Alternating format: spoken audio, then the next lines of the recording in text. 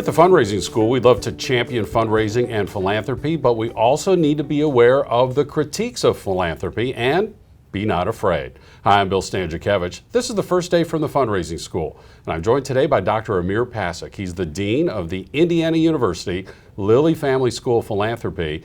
And Dean Pasic, you have some interesting observations about the critiques that we're seeing about the philanthropic sector. There have been a handful of books in the last couple of years that have called out some concerns about foundations, about the wealthy, and about what that means for philanthropy, about what that means for social justice.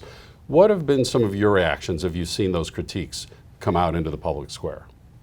Well, first of all, I don't think the critiques are new. I think we've always had critiques of wealthy people, of the generosity of wealthy people, of the foundations as they were formed at the turn of the 20th century. And currently we've had some marvelously smart and intelligent critiques about the concentration of wealth and the power of highly wealthy people to use their philanthropy to alter the public square, which we think should usually in a democracy be decided with one person, one vote.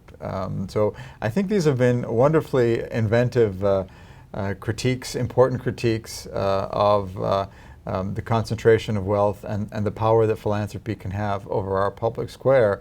And I think for fundraisers and practitioners, it's important for them to understand this critique and to read this critique, if for no other reason that it deepens our understanding of philanthropy and it deepens our sense of the various dimensions that are involved in generosity, not all of which are necessarily positive. We typically think of generosity being one of the best things about human activity, and most faith traditions also reinforce that when people are generous and giving is one of the highest expressions of what it means to be human. And yet when we organize to be generous and when it gets channeled through various institutions, all kinds of unintended consequences can happen, and occasionally not so positive intended consequences, people kind of misusing gifts to gain favor or to elevate their positions. But I think it's a good development for philanthropy because it forces us to think more clearly and more critically about what it is that we do and what consequences our work has. Amir, you mentioned history, and just a couple of examples. So Andrew Carnegie, his story often is told that he was this clerk boy working for a newspaper and somewhat of a rags to riches as he rose to wealth, and then funded more than 2,000 libraries across the country and significant philanthropy. And yet then a critic might say, well, if he just only would have paid his employees more, maybe there wouldn't have been the some of the concerns that his philanthropy was addressing. Or even when we think about the required payout rate of foundations, that's an argument that started around World War II and took 20 to 30 years to finally emanate in the 1969 Federal Tax Reform Act, where people said, okay, we can't use these as tax shelters now or a place to park your money. We have to have this guaranteed payout rate. What lessons have we learned from history like you said, this is not a new conversation, right, that maybe we should be thinking about and helping us apply these critiques to improve ourselves moving forward? Well, I think, as you say, Carnegie's libraries are in some ways being reevaluated. We've all thought of them as an unalloyed good, and yet I was having a conversation with Dwight Burlingame and our faculty yesterday, and he reminded me that some of the municipalities that were offered Carnegie's libraries rejected them at the time because they did not appreciate the way he treated his workers. And then another professor at Stanford has recently written a book about the New Gilded Age, suggesting that the libraries were of limited value because the workers worked too hard in Carnegie's mills to be able to take advantage of them as well. And of course, Ida Tarbell was a huge critique of Rockefeller and the consolidated trust that he presided over as well. So I think these critiques are important, and what the history teaches us is that that in some ways the history is never finished, because maybe 10, 20 years ago the Carnegie and Rockefeller experiences would have been easily refer to as unproblematic. And yet today we are rethinking that and remembering the critiques that they faced when they were forming their foundations at the beginning. So it's what's interesting to think about is, the critiques as we're experiencing them now.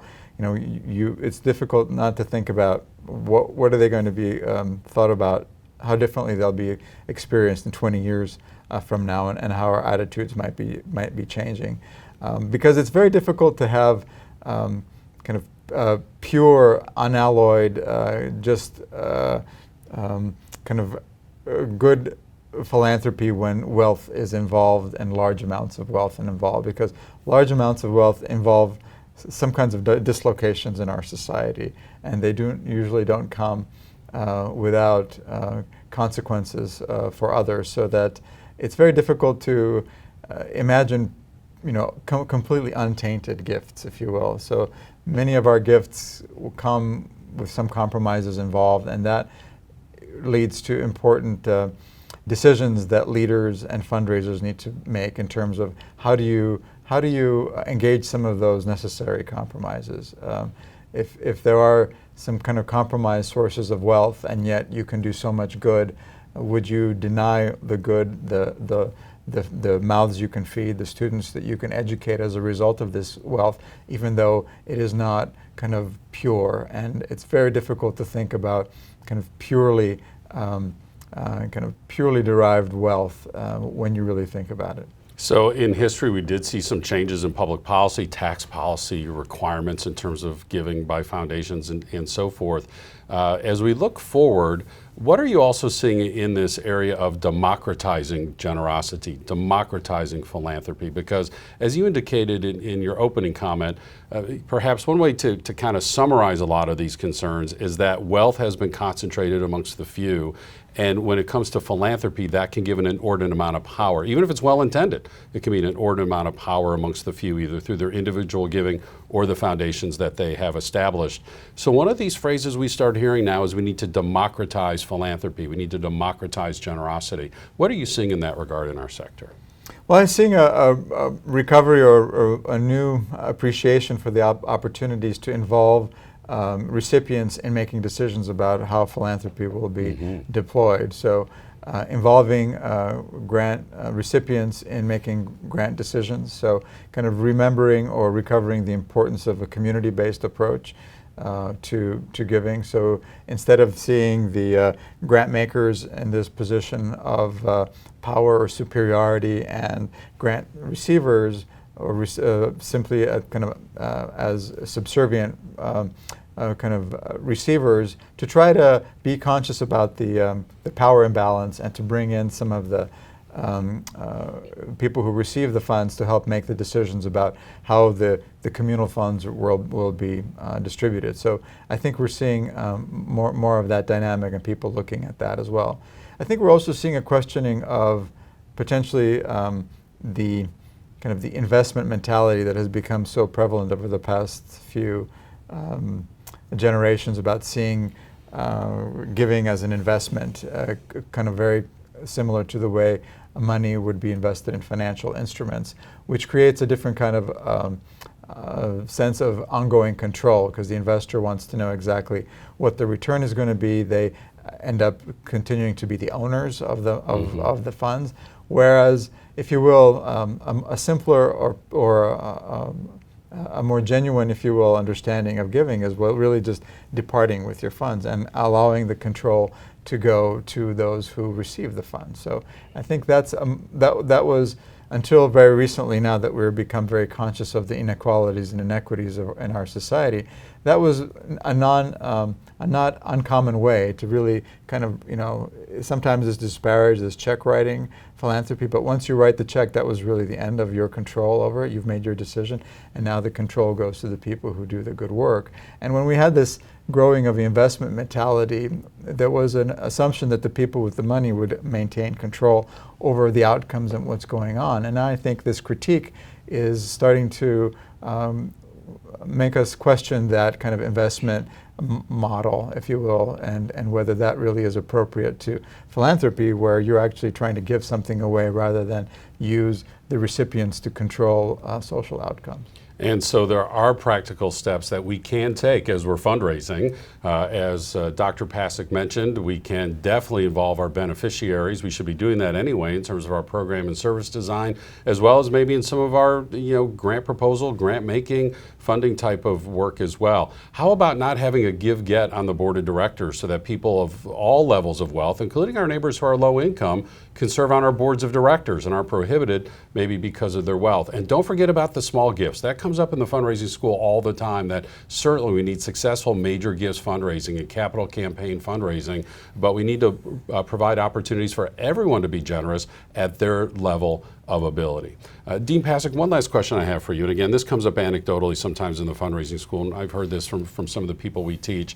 They're concerned about these critiques because they're concerned that those wealthy donors might say, hey, if you're going to criticize me, fine, we'll solve that problem, I'll just stop giving.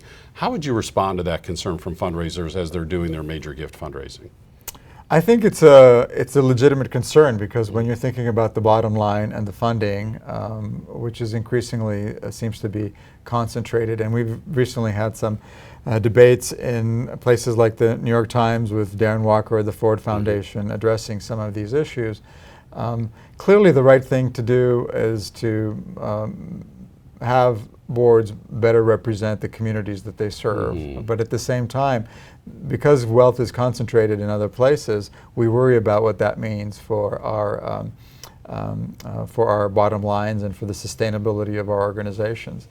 So I think it is a leadership and a management challenge for the people who lead these organizations, that they are challenged to make sure that all of their constituencies are fully involved in making these kinds of decisions, and that we need to have difficult conversations with both the people who in the past we may not have brought to the board because we worried that they didn't have the means to make those large gifts, but also talk to the people who do have the means and see what they think should be done about this situation, and would they cede some control and cede some privilege in order to help this institution that they believe in become more inclusive and more diverse. So I don't think there are any simple answers. It is a fundamental conversation in our society now, and people who fundraise and lead need to engage these conversations and have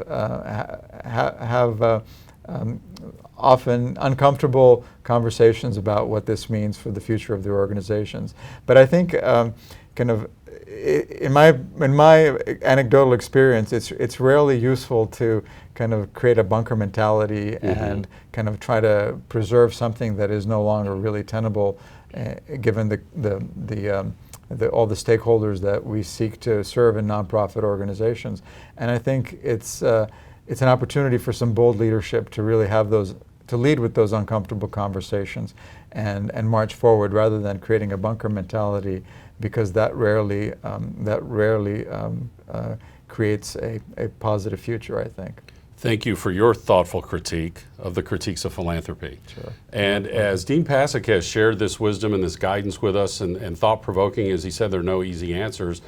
This is important for us in our everyday work as fundraisers, and we also want to let you know this is the type of approach you'll be able to enjoy if you participate in our master's degree program. Our master's degree program is not a how-to, it's a why, and it's a what next, and it's exploring these big questions that don't have easy and clear answers, and students are encouraged to engage in this type of constructive discussion, debate, rebuttal, and you'll be able to dive deeply. And what is that doing for you? It's preparing you for leadership in the philanthropic sector. In fact, it is the master's degree in philanthropic studies. It could be called the master's degree in philanthropic leadership, because we're exploring these important topics at this depth and preparing you for your next steps forward. The master's degree is available entirely online, and you can learn more at philanthropy.iupui.edu. That's where you're also going to find the fundraising school if you're that practitioner who's looking to hone up on your skills and have colleagues who wish to do so. We have 20 public courses in 18 U.S. cities.